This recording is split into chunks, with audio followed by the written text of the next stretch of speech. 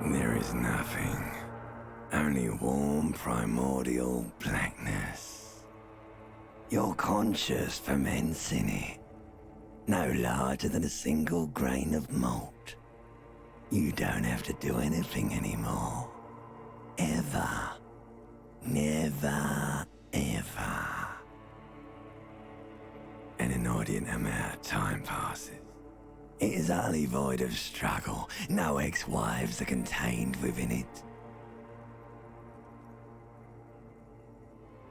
An awareness creeps up on you.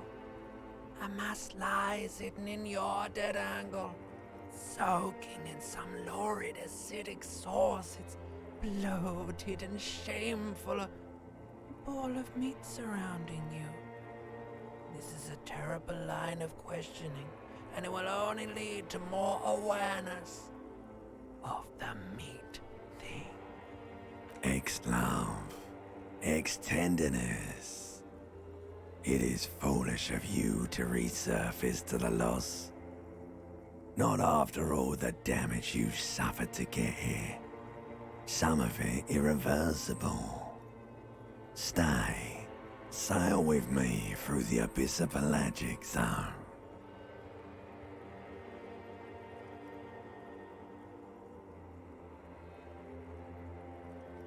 Alright, nothing town to fuck all borough.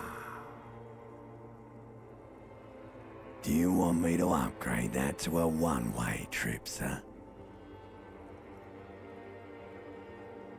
The song of death is sweet and endless.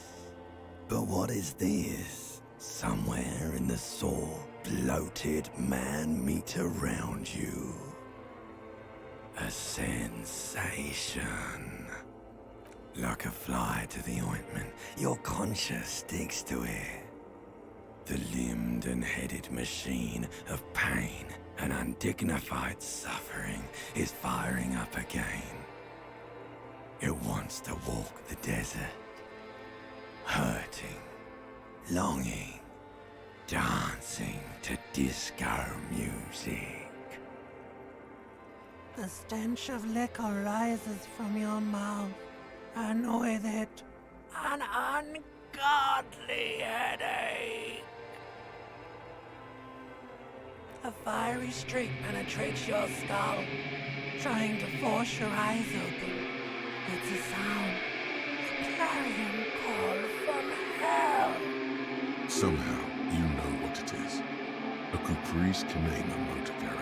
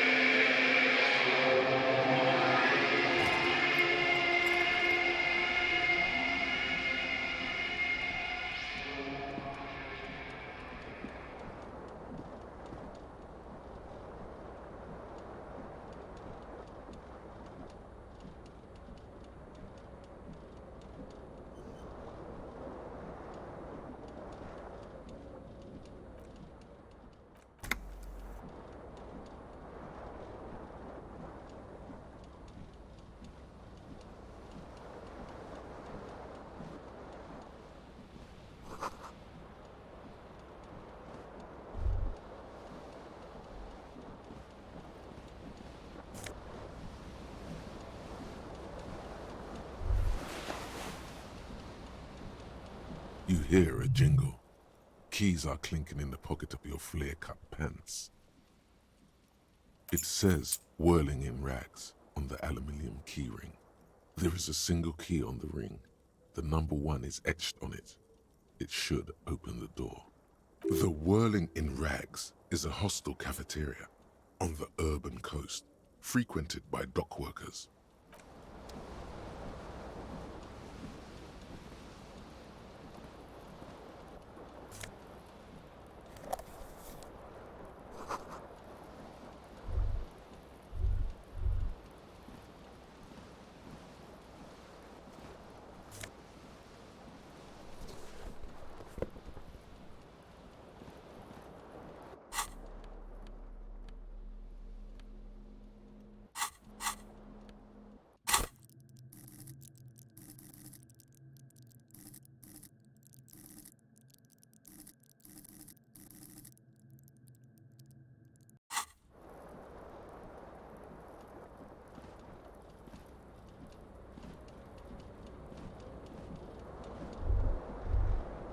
This fan has two chain pull switches.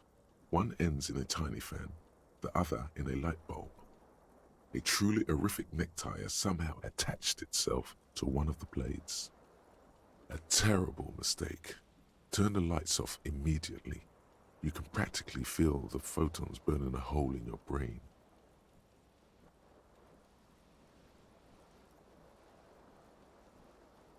Your eyes burn with photosensitivity. It's not good. The blades come squeaking to a halt. It should be easier to reach the tie now. You swoop up and catch the tie. Snap! It's released from the blade. What you have in your hand is a truly hideous necktie with 4 or 5 different patterns.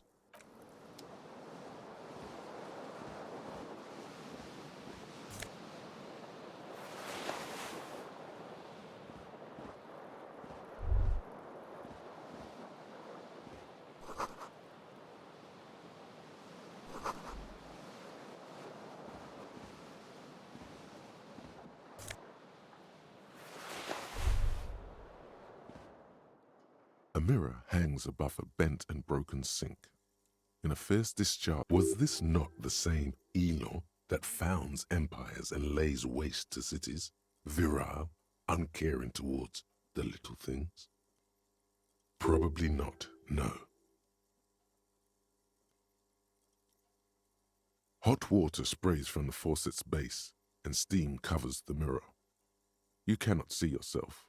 Suddenly, you realize you have no memory of the face that awaits you there, underneath the soft vapor. As you slowly reach your hand towards the surface of the mirror. Abort. You clearly have not thought this through. You won't like what you see there, and you will never unbecome it.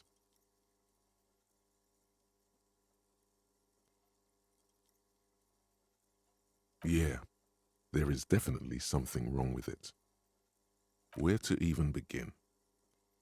There is the bloatedness, then the swollenness. It's like there's an upholstery of alcohol underneath your skin. Don't be scared. It's only your face. It's not like anyone's going to see it. It's not. It's swollen and snail-like, wriggling between your fingers. Bet you are. Your nose feels like a small balloon in the middle of your face. It hurts when you honk it. It doesn't appear to be a particularly tiny nose either. Not with all the drinks it's absorbed for you. Behold.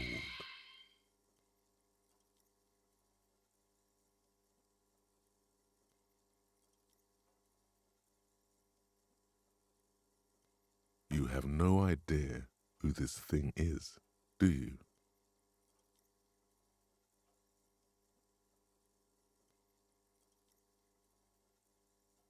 Whatever it is, at least it's dead now. There's clearly rigor mortis on your face. Oh wait, is that an expression? Are you trying to make an expression with that face? Please stop. It's horrible. You're scaring yourself. You can't, can you? It's like it's not even voluntary anymore. You have worn that grin into your face, and now it won't come off. What does it even mean? What is the emotion you're trying to convey?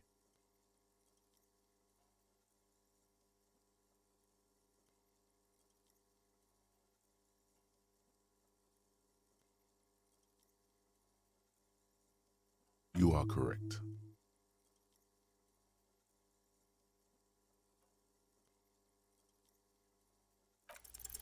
It belongs in the new, the 3rd decade of the current century. Enough time had passed from the failure of the revolution that, for a fleeting moment, free market economy seemed like the ultimate, uncontested way of life for our species. Things were good. It was smooth sailing. People made gold and champagne-tinted interiors and facades to suit the times, calling this the new style. But more importantly, disco happened. For Revachol, your city, that meant only one thing. Guillaume la Million. If it doesn't rhyme, you're not pronouncing it right. Out out of the dazzling swirl of disco music, in an open-air boîte de nuit somewhere in Revachol West, Guillaume's blonde mane appeared on the screen. He sang some bullshit. Then he made the expression. Everyone loved it. Maybe you thought some of the stardust would rub off on you. Maybe it did. Either way, it's all gone now. Only the grimace remains. It doesn't have to be. You can swoon over Guillaume and his champagne-corked smile whenever you want to. Maybe some of the stardust will return.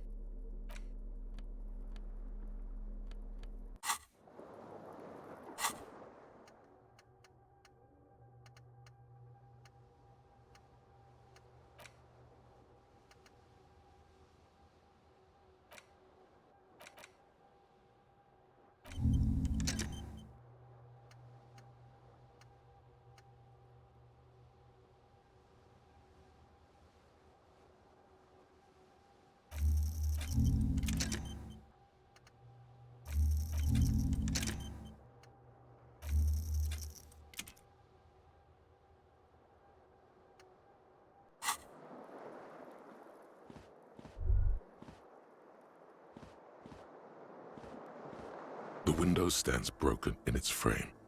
Cold wind blows in. The shards face outward. Whatever broke this window came from the inside. A fine web of scarring covers the back of your right hand, but none of it is recent.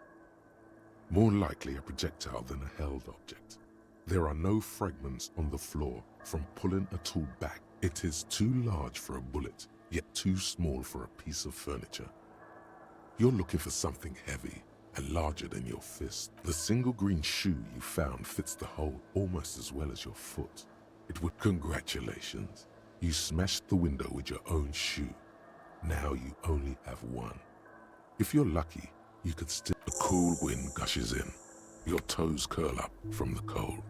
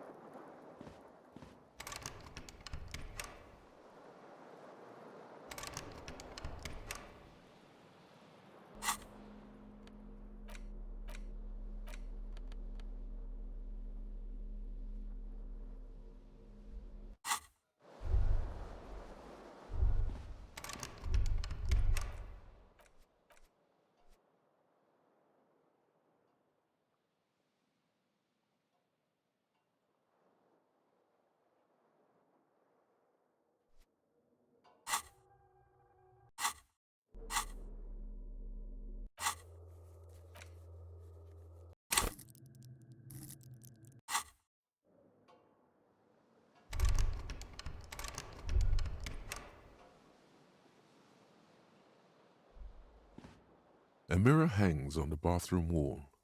In it,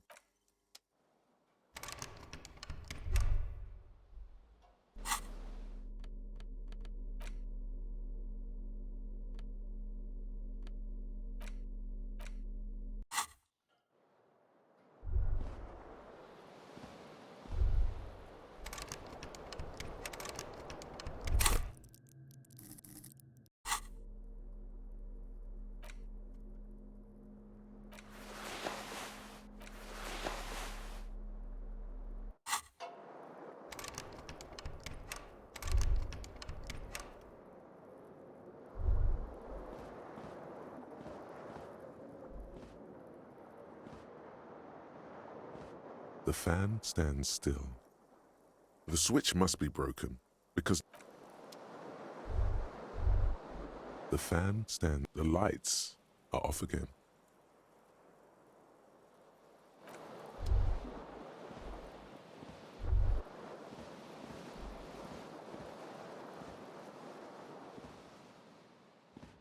A mirror hangs on the bathroom wall. It's too late. Like an image on film. The expression.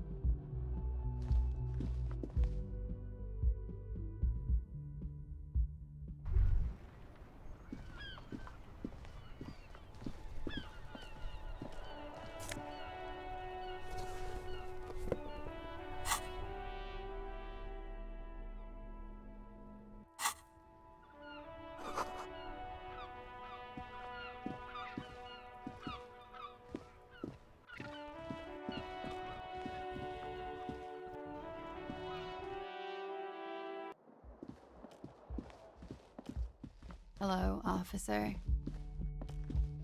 The young woman raises a cigarette to her lips. Her eyes are brown and her face is speckled with birthmarks. She can't be more than 28. A silver jumpsuit falls off her like scale armor, sparkling. This is the sparkle of too many nights out on the city.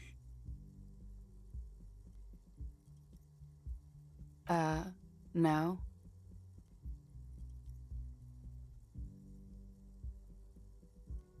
The young woman shakes her head slowly. Officer could be an artistic statement, a claim to official renown.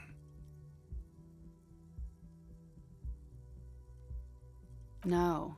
You're a police officer, sir. I'm not. Unless you've been shitting us all this time. You've been here for 3 days. On official police business, no less. Couldn't say. In truth, so far, mostly drinking.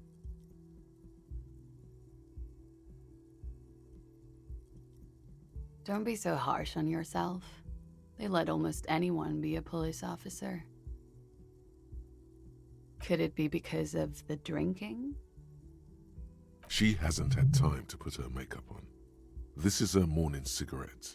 She looks tired, her beauty waning faster than it ought to at her age. Of course. Be careful, officer. They don't like the police around here. Something stirs in you as she's about to go. Call it an instinct, a need. The need to ask questions.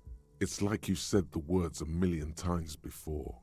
She looks back at you, a light glinting off her eyes. Yes?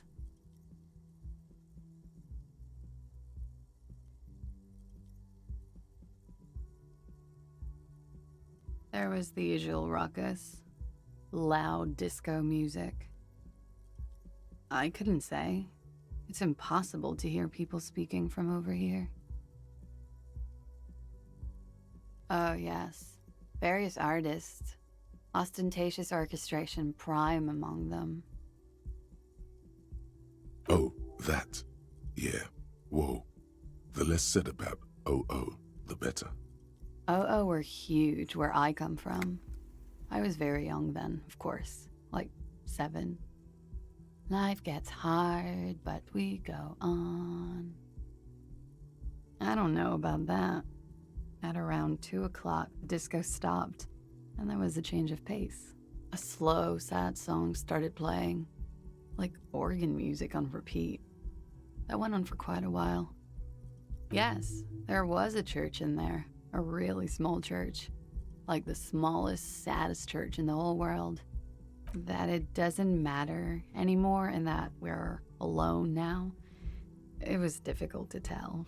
The song itself was very quiet and soft, but you sounded like... Don't be. I was going out later anyway. It didn't bother me.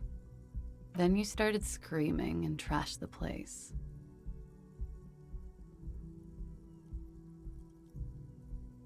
No, it didn't sound like there was a fight. A window was smashed. The tape player, probably. The song stopped. And furniture, too. Okay. Glad to have been of assistance.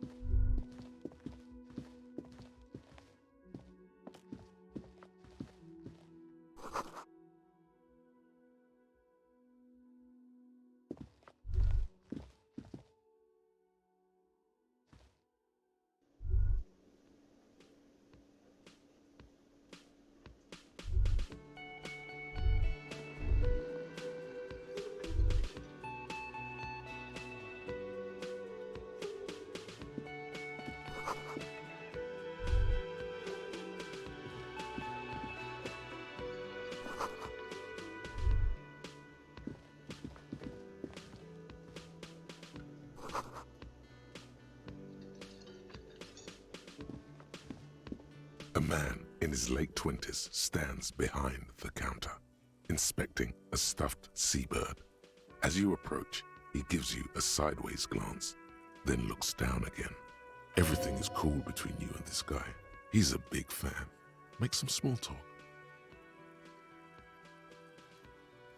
A competent work of taxidermy. The white and brown seabird lies among piles of coasters and drying mugs. One of its wings broken. The man is trying to mend it. Looks like the bird was ripped off the shield that was used to mount it. This is the great skua. The seabird is the symbol for the discovery of the Insulindian Isola, the part of the world you are in right now. The small steel tag says as much. The great skua. Stegosaurus skua. Look, your buddy is over there. Why don't you go and talk to him, okay?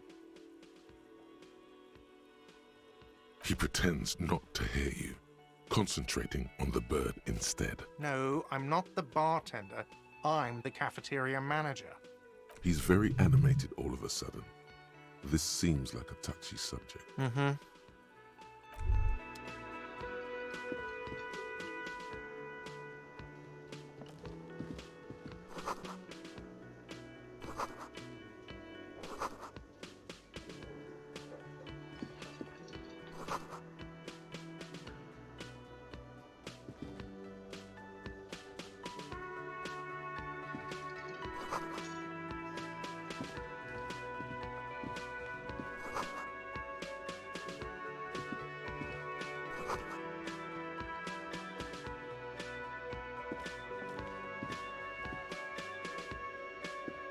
A bespectacled man in an orange bomber jacket is tapping his foot on the floor.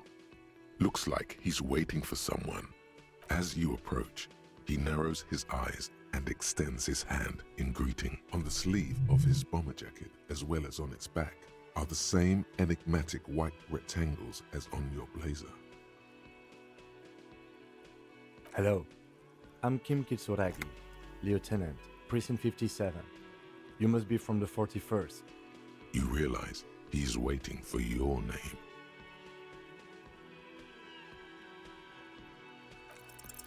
Concentration makes you squint your eyes. Your name should be deep gold and orange, like a forest fire looming on the horizon, but mixed with the stench of liquor rising from your breath. You're 2 steps closer to it, but there are still many to go.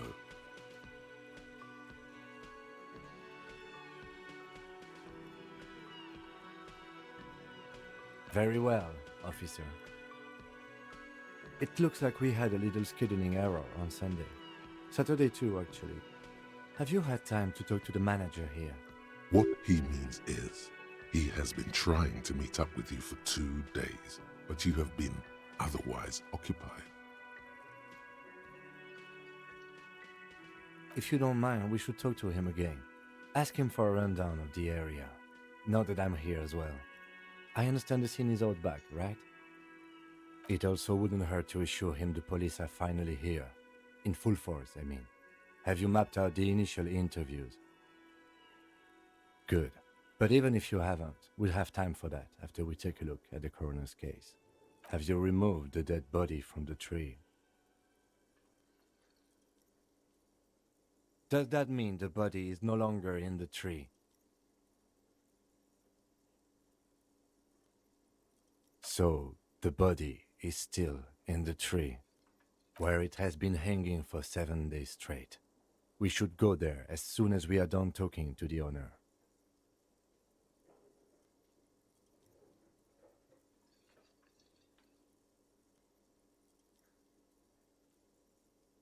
After you, officer. If you're about to embark on an investigation, shouldn't you have a badge? You mean you don't have a badge?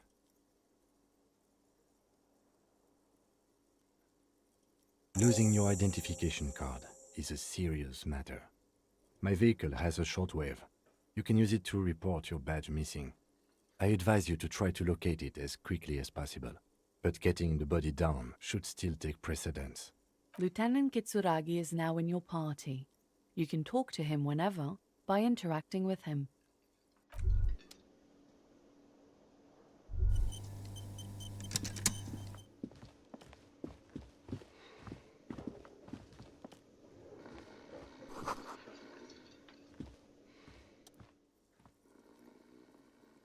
A colorful piece of plastic is dangling from his carabiner.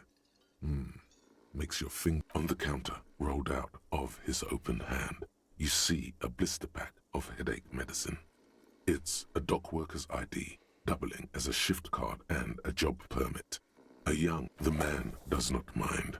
You probably need them more than he does. You've just picked up some magnesium.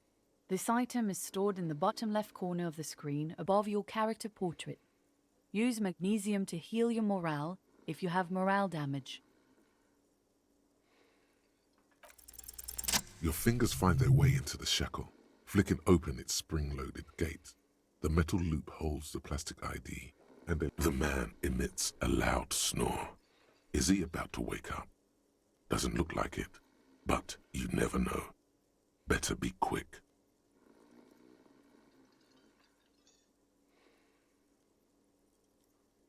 You find a black paper note with a woman's profile on it.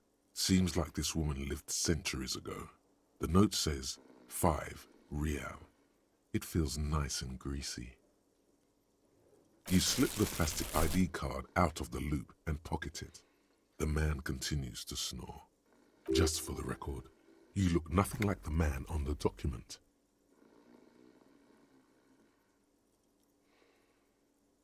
The sleeping dock worker has little to say about your actions. He remains silent.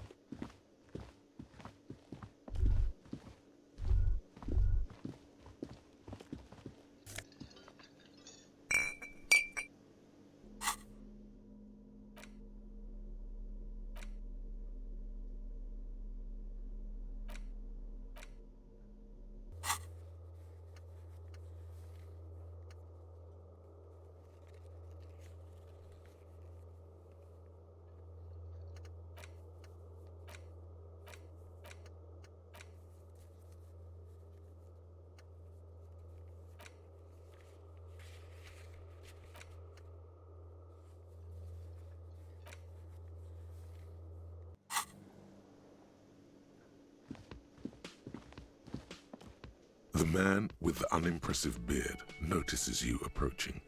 He drops the ledger he was holding and turns to the lieutenant. Mr. Gart, right? You run this place. Yes. I am Kim Kitsuragi from Precinct 57. This is an inter-district investigation, so joining me from Precinct 41.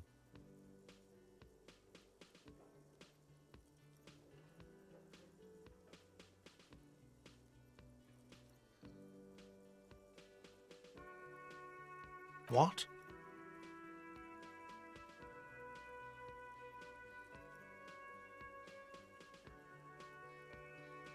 I have no idea what that means.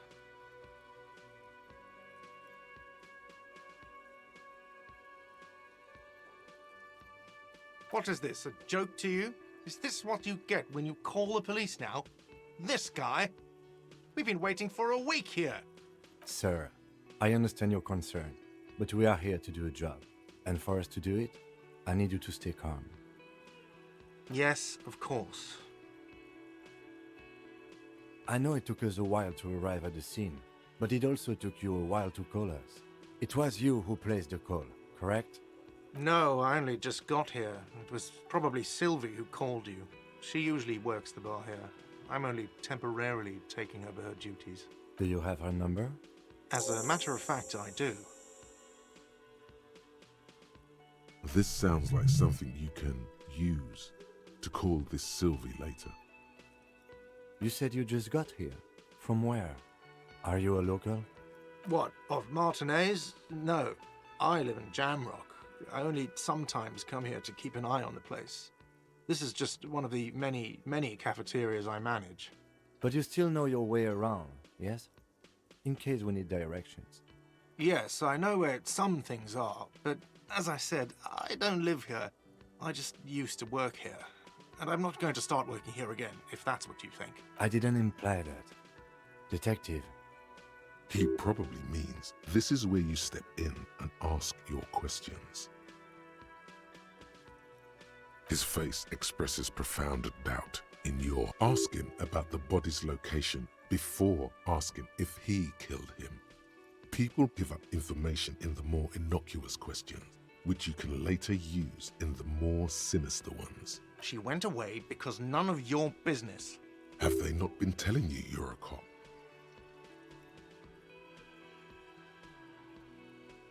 Does she? Maybe she does. Maybe she pertains to the apocalypse.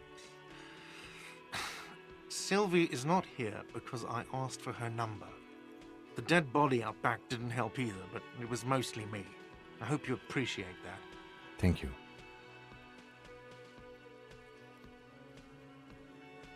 I asked an employee out. She didn't want to come, but felt obliged to. It was a bad idea. Now, what is so goddamn fascinating about that for you? It's got nothing to do with the lynching.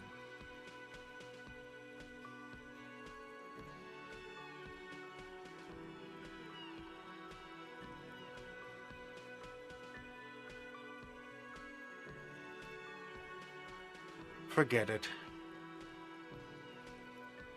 Behind this building, there's a courtyard. They hoisted him up on a tree there. That's easy. See that door there? First you exit through that. Then, to your right, you should see a big hole in the fence. A really big one. You can get to the courtyard through there. No need for the keys. The hole is big enough for the Franco-Nigerian cavalry to fit through. This man means the heavy cavalry of the innocents Franco-Negro, sweeping over the plains and nations of the enemies of mankind. 5th century style. Unified currency and the concept of cool came in their wake. They wore lamella and carried guns. But first and foremost, Franco-Nigerian heavy cavalry was really, really wide. That hole in the fence must be enormous. I don't know who killed him. I'm not the police. That's your job. This is it. He said they hoisted him up on a tree. Who is this they, if he doesn't know?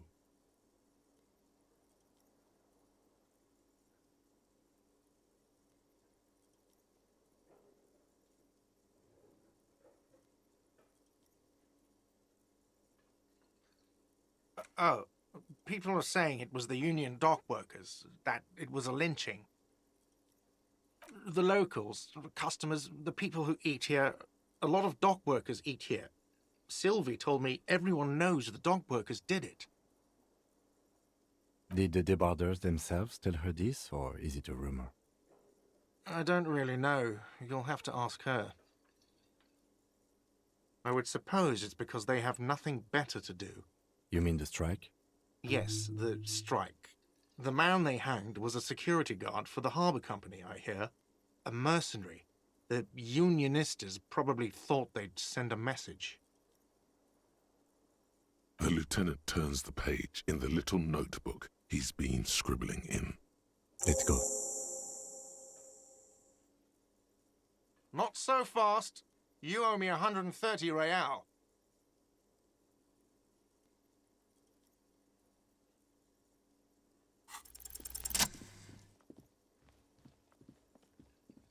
As you blow this joint, behind you a whiny voice shouts.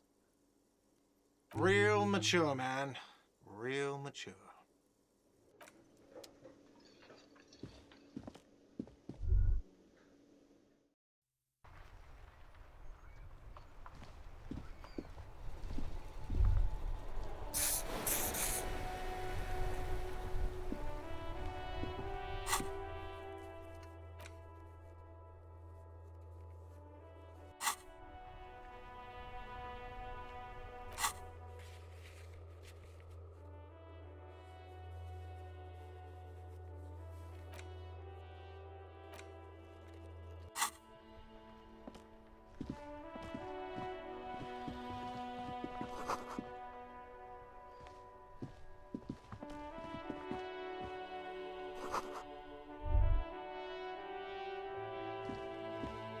An old call box with a matrix of push buttons lists all the companies in the East Delta Commerce Center.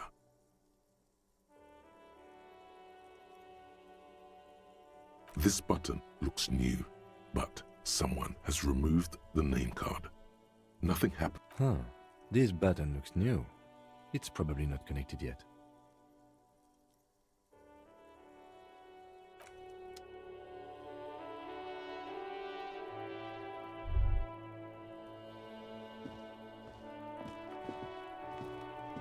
You see a set of tire tracks in the brown slush that covers the plaza mosaic. The tire tracks were left here by an unknown event that took place some days ago. It's a message, written in the language of burnt rubber. Some of that rubber stuck to the tiles right in front of the whirling in rags. This is point A. The driver started there, and then accelerated straight into the fence, left a hole big enough for the Franco-Nigerian cavalry, according to the cafeteria manager. The driver proceeded to back out of the yard, barely stopping before heading south. Must have been in a hurry.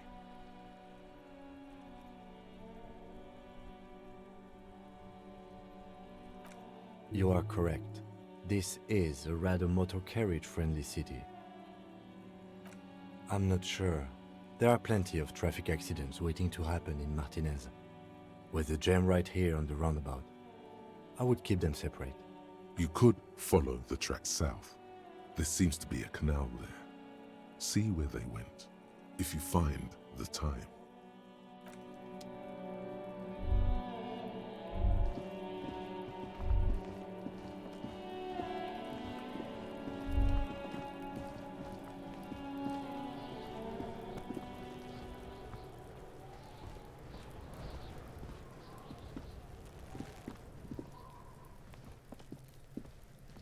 The corpse looks at you with bulging white eyes.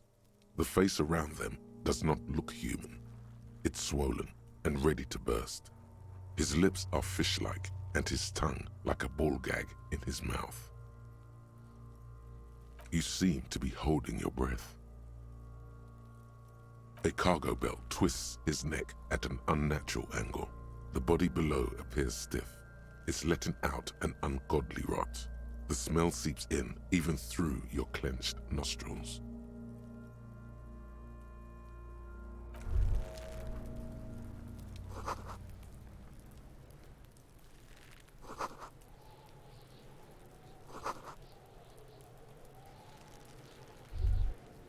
There he still is. Active decay. It's okay to throw up, officer. No one is judging. He's about to blow! Cop's gonna blow, Kuno!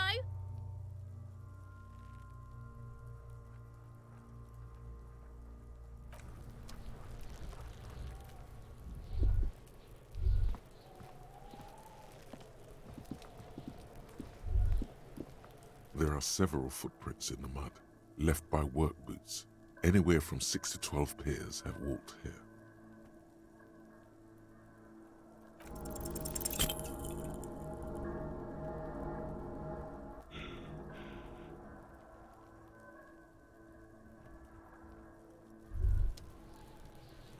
Despair creeps into you, getting fat on your weakness.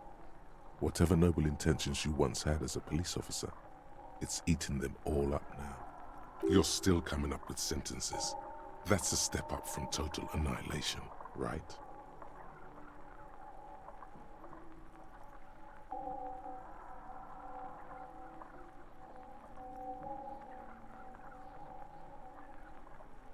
Fuck me?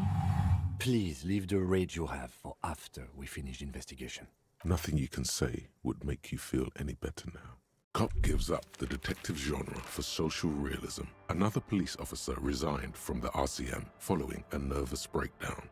He now lives under a bridge, drinking and occasionally throwing excrement at passers-by, shouting, "I never loved that woman."